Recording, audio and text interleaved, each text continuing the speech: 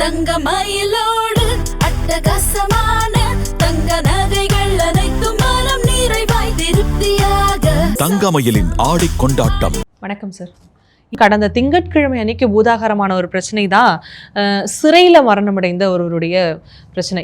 இதை எப்படி பார்க்கலாம் அப்படிங்கிறதுக்கு முன்னாடி கடந்த ஆண்டு ஜூலை 1ஆம் தேதி விஜய் அவர்களுடைய தரப்புல இருந்து ஒரு போஸ்ட் ஒன்று வெளியிட்டாங்க அஜித்குமார் அவருடைய லாக்அப் மரணத்துக்காக. அப்போ தாவேக்காவுடைய கட்சி தலைவராகவே அவ்வளவு ஆதகத்தை வெளியிட்ட விஜய் அவர்கள் இன்னைக்கு தமிழகத்தின் முதல்வராக இருந்தும் ஏன் இந்த மரணத்தை பத்தி வாயே திறக்கல அப்படிங்கிற ஒரு கேள்வி இருக்கு. ரெண்டுக்கும் ஒரு அடிப்படையில் சின்ன டிஃபரன்ஸ் இருக்குன்னு நினைக்கிறேன். திருப்பத்தூர் அஜித்குமாரோடைய மரணம் காவல்துறையினர் அடித்து கொல்லப்பட்டது சாத்தான்குளம் மாதிரி. போலீஸுடைய டைரக்ட் அட்டாக். இதில் சபரி ராஜன் அப்படி நினைக்கிறேன், சபரிதாசன் அவர் பார்த்தீங்கன்னா நாகூரில் சிறை கைதிகளுக்குள்ளே ஏற்பட்ட மோதல கைதிகளால் அடிக்கப்பட்டிருக்காருன்னு கேள்விப்படுறோம். நம்ம அவர் முதல் விஷயம் லாக்அப் டெத்து கிடையாது. ஃபர்ஸ்ட் லாக்அப் டெத்துனா போலீஸ் ஸ்டேஷனில் இருக்கிறதுக்கு பேர் தான் லாக்அப் டெத்து. இது ஜுடிஷியல் கஸ்டடி, நீதிமன்ற காவல், சிறை. சரிங்களா? சிறையில் சிறையிலையுமே காவலர் அடிச்சிருக்கலாம், அதையும் நம்ம பார்க்கலாம், மறுக்கிறதுல. ஆனால் நம்ம கேள்விப்படுற தகவல் இன்னைக்கு வரைக்கும் வந்திருக்கக்கூடிய தகவல், நம்ம பேசிட்டு தகவல், இது கைதிகள் அடிச்சிருக்காங்க. ஒரு 19 இடத்துல அவர் மேலே காயப்பட்டிருக்கு தெரியுது நமக்கு. 8 சிறை கைதிகள் இந்த வழக்கில் கைது செய்யப்பட்டிருக்காங்க. ஸோ இவரை அடித்த வழக்கில் 8 சிறை எக்ஸிஸ்டிங் கைதிகள் ஏற்கனவே இருக்கிறாங்க. அவங்க மேலும் ஒரு வழக்கு அவங்க மேலே தொடரப்பட்டிருக்கு. அதில் அவங்க அரெஸ்ட் காட்டப்பட்டிருக்காங்க. ஸோ இது கைதிகள் ஏதோ ஒரு காரணத்துக்கு அடிச்சிருக்காங்க. நம்ம இது போக நம்ம என்னன்னு பார்க்கணும். அதை நம்ம இவர் நீதிமன்ற காவலில் 15 நாள் சிறையில் அடைக்கப்பட்டு வைக்கப்படுறாரு. அதற்குள்ள கைதிகள் ஏதோ அவங்களுக்குள்ள ஒரு சண்டை வருது, மோதல் வருது. அதில் இவர் அடிக்கி தாக்கப்படுறாரு. அவர் மயக்கமடைஞ்சு உடனே சரி முடியாமல் மயக்கமடைஞ்சாரு. ஆஸ்பத்திரி கூட்டு போறாங்க, இறந்து போறாங்க தெரியுது. ஸோ இதில் வார்டன் சஸ்பெண்ட் பண்ணப்பட்டிருக்கிறாரு. அந்த 8 கைதிகள் சிறையில் அடைக்கப்பட்டிருக்கிறாங்க. ஆக்ஷன் கவர்மெண்ட் எடுத்திருக்கு. நம்ம பார்க்குறோம். இதில் காவல்துறைக்கு ஏதாவது சிறைத்துறைக்கு ஏதாவது தொடர்பு இருக்குதா, அவங்க தான் அடிச்சிருக்காங்களாங்கிறது போக விசாரணை தெரியும் நான் நினைக்கிறேன். ஏன்னா மனித உரிமை அமைப்பு உட்பட எல்லாருமே தலையிடுவாங்க.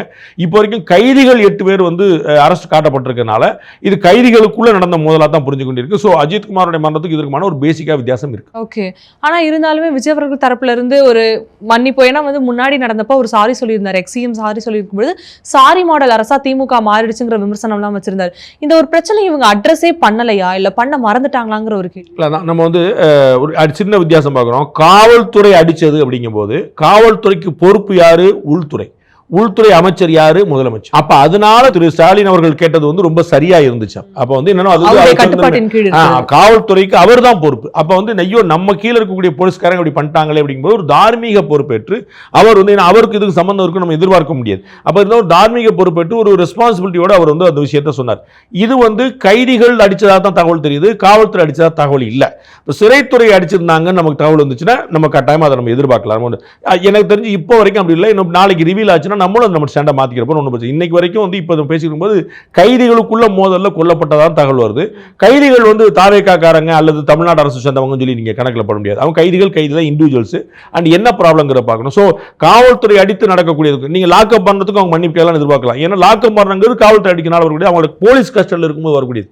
இது ஜுடிஷியல் கஸ்டடி, நீதிமன்ற காவல், காவல்துறை காவல் இல்ல. அங்க சிறை காவலர்கள் இருந்தாலும் அது நீதிமன்ற காவல் நம்ம புரிஞ்சுக்கிறோம். அப்ப சிறை காவலர்கள் அடித்தாலோ காவல்துறை அடித்தாலோ முதலமைச்சர் பொறுப்புன்னு சொன்னா ஒரு லாஜிக் இருக்கு. சரி, கைதில் அடிச்சதை நம்ம முதலமைச்சரை பொறுப்பாக்க முடியாது தார்மீகமா. ஆனா எதிர்கட்சி தலைவரா உதயநிதி அவர்களும் தாவேக்கா ஒரு இரட்டை நிலைப்பாடுல இருக்குது அப்படிங்கிற ஒரு விமர்சனத்தை முன் வச்சிருக்காரு. இந்த வித்தியாசம் அவருக்கு புரியும் நான் நினைக்கிறேன். ஓகே. இதற்கு பிறகு அந்த டிஃபரன்ஸ் பேசிக்கலா இருக்குல்ல. காவல்துறை அடிக்கிறதுக்கும் நீங்க பாத்தீங்கன்னா கடந்த ஆட்சியில கிட்டத்தட்ட 27 பேர் கிட்ட சொல்லியிருந்தாங்க ஒரு குற்றச்சாட்டு தொடர்ந்து 5 வருஷத்துல 24 27 கம்யூனிஸ்ட் கட்சிகள் உட்பட பல பேர் சொல்லியிருந்தாங்க. அப்போ அதுல என்ன நம்ம புரிஞ்சுக்கிறோம், அவ ஒரு காவல்துறையே அடிக்குது. சாத்தான் குளத்திற்கு பாருங்க, சாத்தான் குளத்தை நீங்க இன்னொருத்தர் கொடுத்துட முடியாது, உங்களுக்கு புரியுங்களா? அப்ப சாத்தான காவல்துறை அடிக்கிறது. அப்ப அத மாதிரி திருப்பத்தூர் அஜித்குமார் காவல்துறை அடிக்கிறது அப்படின்னு அல்லது லாக்அப் டெத்ல நடக்குது. அடிச்சது நீங்க சாத்தான் குளத்துக்கும் திருப்பத்தூருக்கும் அடிச்சது அடி வாங்கினதுக்கான சாட்சிகள் கண்கூட வெளியவே தெரிஞ்சிருச்சு. மற்ற லாக்அப் டெத். ஸோ போலீஸ் கஸ்டடியில் இருக்கும்போது இறக்குறாங்க. அப்போ அவங்களுக்கு வேற என்ன காரணம் இருக்கும் அப்படின்னு நம்ம யோசிக்கிறோம். அப்போ அந்த இடத்துல அவங்களை நம்ம குற்றம் சாட்டுறோம்.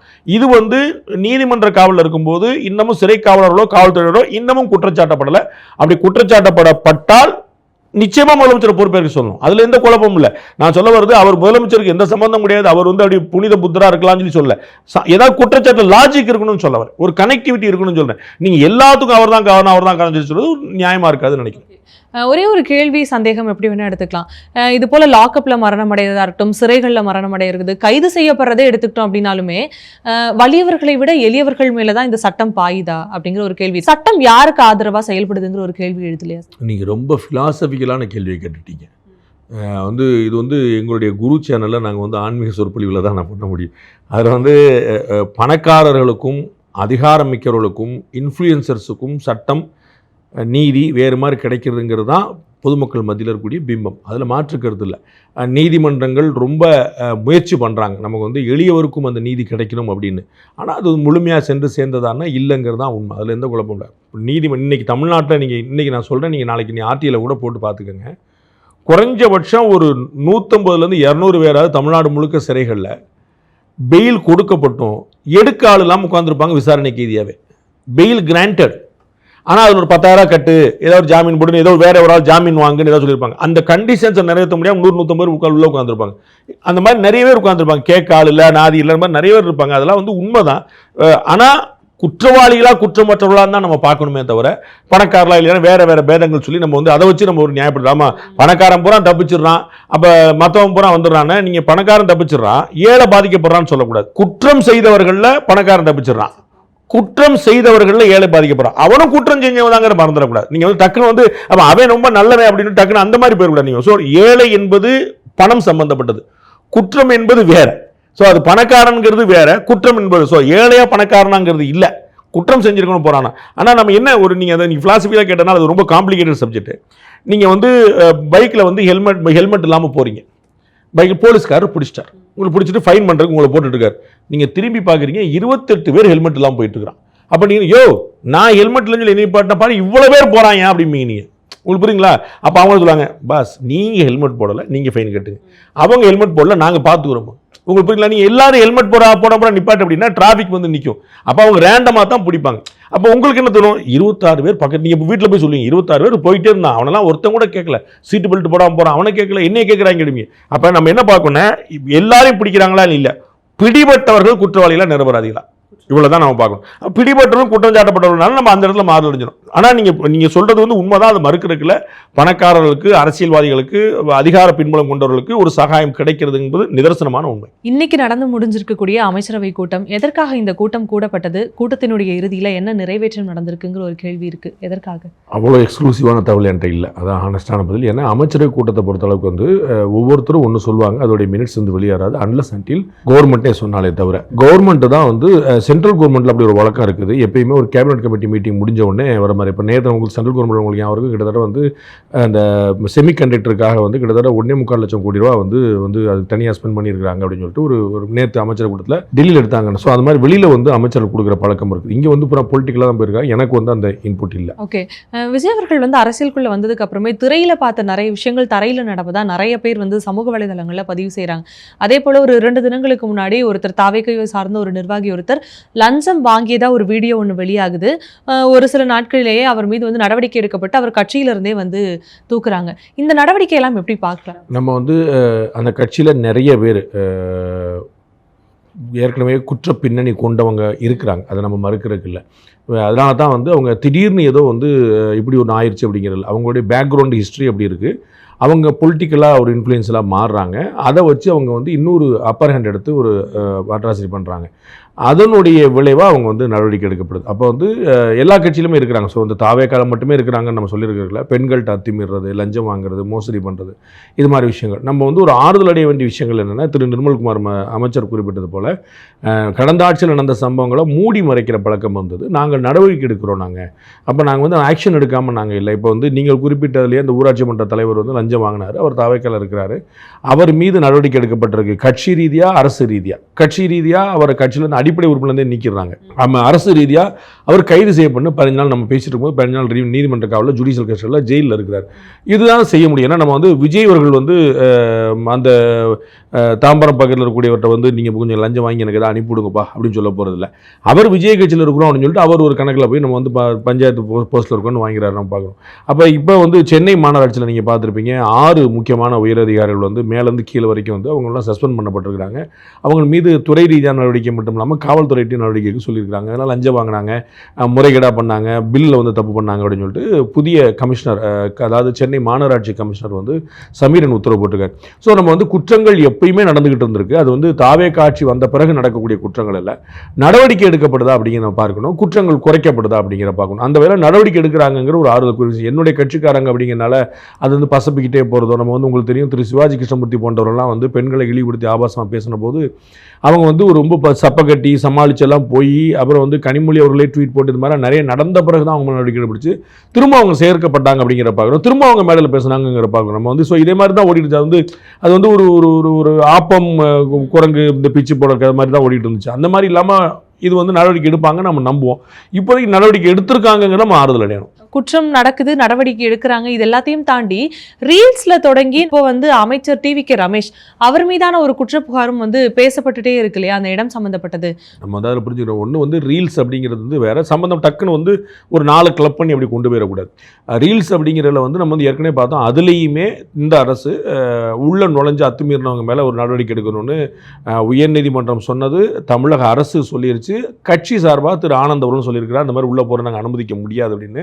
அவங்க நடவடிக்கை எடுப்போம்னு சொல்லிட்டு இந்த மாதிரி ஸ்கூலில் போய் டீச்சர்ஸ் எல்லாம் போய் போட்டு இந்த படம்லாம் வச்சு எங்கேயும் அங்கெல்லாம் கேட்டவங்க வந்து அவங்க மீது நடவடிக்கை எடுக்கப்பட்டிருக்கு. திரு ஆனந்த் அவர்கள் 1 முறைக்கு 3 முறை சொல்லியிருக்காரு. பள்ளிக்கல்வித்துறை அமைச்சர் வந்து இதை தெளிவாக கண்டிச்சிருக்காரு. திரு ராஜ்மோகன் அவர்கள், சந்திரமோகன் ஐஏஎஸ் வந்து அவர் வந்து ரொம்ப தெளிவாக வந்து ஒரு சர்க்குலரே விட்டுருக்காரு. இந்த மாதிரி அனுமதி இல்லாமல் யாரும் உள்ள வந்து பண்ணக்கூடாது. பிறந்தநாள் விழாக்களாக இருந்தால் கூட, ஏன்னா சிஎம்மோட பிறந்தநாள் இப்போ வந்துச்சு, அதை முன்னிட்ட கூட டக்கு டக்குன்னு போய் பண்ணிடக்கூடாதுங்கிற ரொம்ப கிளியராக இருக்காங்க. அப்போ நம்ம வந்து அந்த மாதிரி ஒரு ஆர்வ கோளாறுல முதல்ல அப்படி பண்ணுறதை நம்ம புரிஞ்சுக்கிறோம். அது வந்து நடவடிக்கை எடுப்பாங்கன்னு சொல்லிட்டு சரி. ஸோ இது வந்து ரீல்ஸ் பார்ட். செகண்ட் பார்ட் வந்து நீங்கள் டக்குன்னு வந்து திரு ரமேஷ் அவர்கள் கோயில் நிலத்தில் அப்படின்னு சொல்லி சொன்னால் அது ஊழலா அப்படின்னு நம்ம வந்து பார்க்கணும். ஒன்று அவர் மேலே ஏதாவது குற்றம் சாட்டப்பட்டதா, ஒன்று என்ன சொன்னாங்க, சில இடங்களில் சமூக வலைதளம் சொல்லப்பட்டதா நான் கேள்விட்டேன், நான் டைரெக்டாக பார்க்கல. அவருடைய உறவினருக்கே நிலம் மாற்றப்பட்டதா வந்து சொன்னாங்க. அப்படி இல்லைங்கிறதுக்கான ஒரு கிளியரான ப்ரூஃப் என்னென்ன, அவர் வேறு சமூகம், டிரான்ஸ்ஃபரில் வந்து சம்மந்தப்பட்டவங்க வந்து கம்ப்ளீட்டாக வேறு, அவங்க வந்து லேண்ட் ரெஜிஸ்ட்ரேஷன் பண்ணவங்க வந்து கம்ப்ளீட்டாக வேறு சமூகம், அதனால உறவினர் கிடையாது. இவர் வந்து வேறு ஊருக்காரர், அவங்க வேறு ஊருக்காரர், அந்த லிங்க் வந்து டைரக்ட் லிங்க் இல்லை. ஒன்று. ரெண்டாவது என்ன நடந்திருக்கு அப்படின்னா, இவங்க கரெக்டாக இது வந்து அந்த ஒரு ட்ராப்பிங் பீரியட்னு ரொம்ப நூதனமாக உள்ளே இருக்கக்கூடிய யாரோ செஞ்ச வேலையாக தான் அதில் வந்து தெரியுது.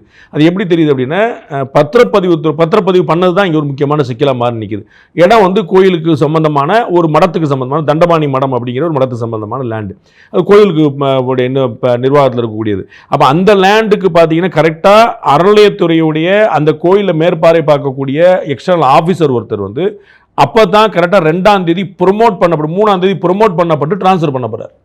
ஒன்று, அந்த பத்திரப்பதிவு செய்ததற்கு அந்த பத்திரப்பதிவு பழனி பத்திரப்பதிவு சார்பதிவாளர்கள் உள்பட ஒரு 130 சார்பதிவாளர்கள் வந்து அது அன்னைக்கு தான் மாற்றப்படுறாங்க.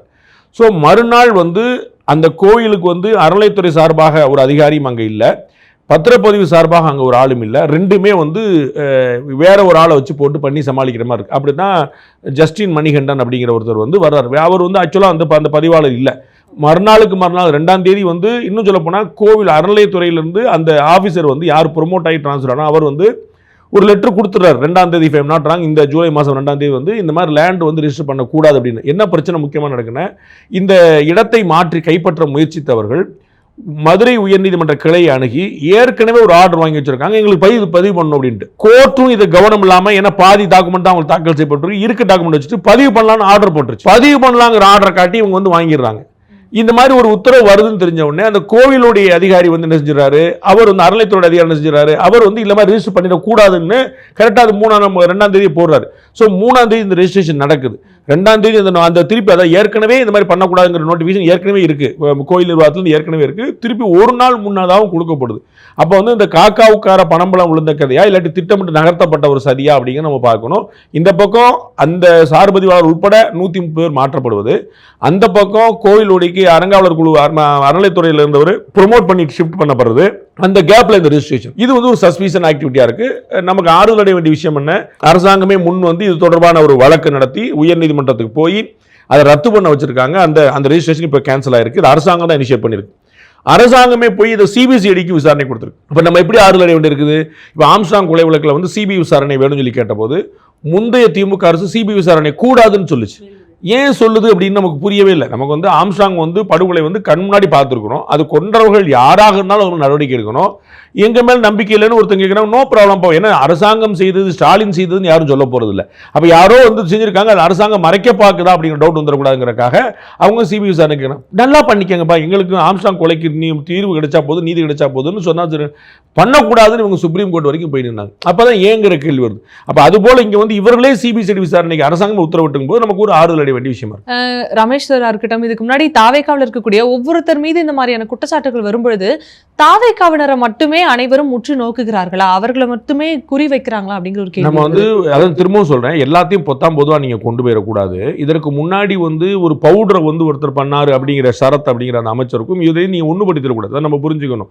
அது வந்து பழசா இருந்தாலும் அது வந்து விசாரிக்கப்பட வேண்டிய விஷயம். அது வந்து 2 வருஷம் முன்னாடி இருந்துச்சுன்னா ஒரு கொலை, ஏற்கனவே சொன்னேன் உங்கள்கிட்ட, ஒரு கொலைங்க 10 வருஷம் முன்னாடி இருந்துச்சு விடுங்க, 2 கவர்மெண்ட் மாறி போச்சுங்க, 10 வருஷம் முன்னாடி போய் கொலை போய் கேட்டுருக்கீங்க சொல்ல முடியாது. கொலை தான்.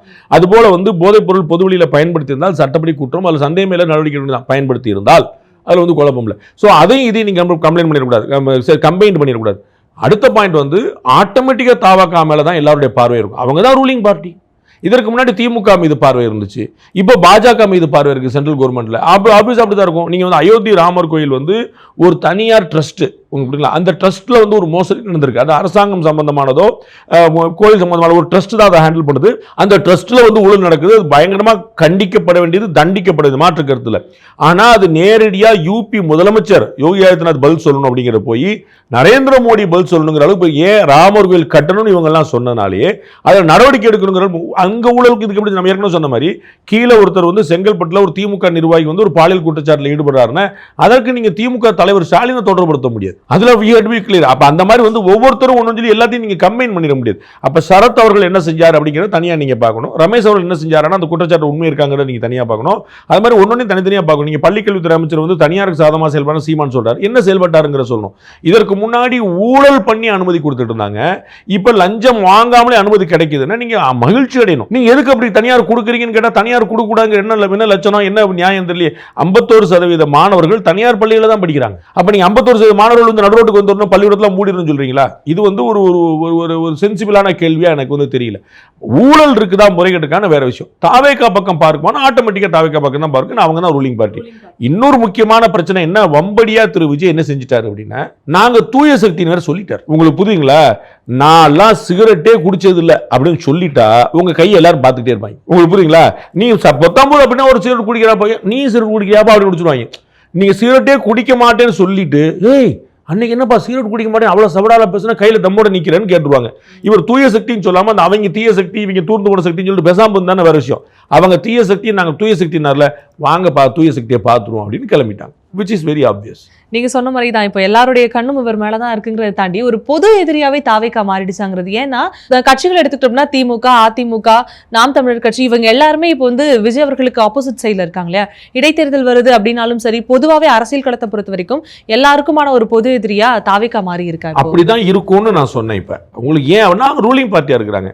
டெல்லியில இண்டி கூட்டணின்னு ஒன்று இருக்குதே, அதுல எத்தனை பேர் இருக்கிறாங்க? 36 பேர் இருக்கிறாங்கன்னு அவங்க கிளைம் பண்ணாங்க. திரு ரஜினிகாந்த் என்ன சொன்னாரு, ஒரு கட்சிக்கு எதிராக இவ்வளவு பேர் திரள்றாங்கன்னா யார் பெரிய ஆள்னு கேட்டார். அப்போ ஒரு கட்சியால் வீழ்த்த முடியல. முன்னாடி வந்து காங்கிரஸ் கட்சி ரூலிங் பார்ட்டியா இருந்தது, பாஜக பின்னாடி இருந்துச்சு. இன்னைக்கு பாஜக ரூலிங் பார்ட்டி ஆயிடுச்சு, காங்கிரஸ் கட்சியால சமாளிக்க முடியல. அவ்வளோ பெரிய கூட்டணி, நீங்க வாங்கன்னு இன்னைக்கு வந்து திருமாவளவன் என்ன சொல்றாரு, தாவேகாவும் திமுகவும் ஒன்னு சேரணுன்றார்.